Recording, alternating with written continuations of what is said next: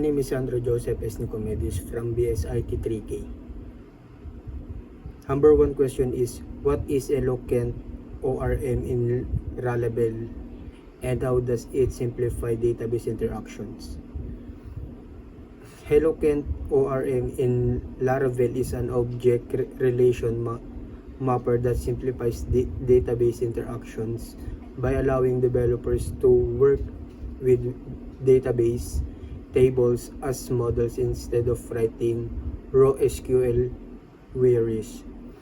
It provides a clean and expressive syntax, making operations like retrieving, inserting, updating, and deleting data easier and more readable. Number 2.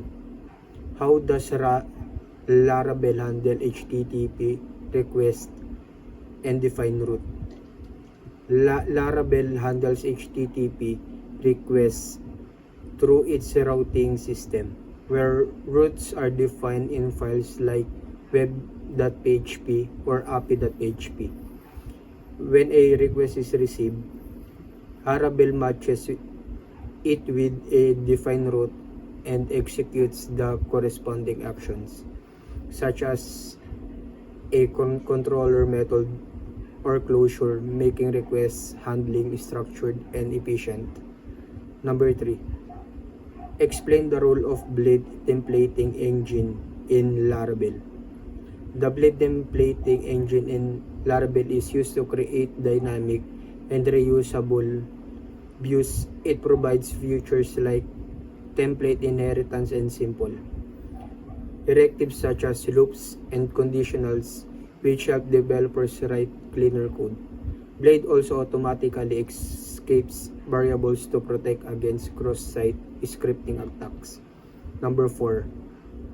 What are the security features provided by Laravel? Laravel provides several security features such as CSRF protection, XSS prevention, password hashing, authentication and authorization, SQL injection protection, encryption, and rate limiting. This built-in mechanism help protect applications from common security threats and make them more secure by default. And lastly, number 5, how does Laravel support task scheduling?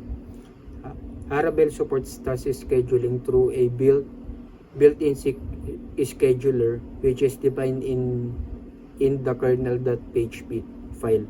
Developers can schedule commands and functions to run in specified intervals, such as hourly or daily. Using simple methods, this system requires only a single cron entry on the server, making task automation easy and manageable.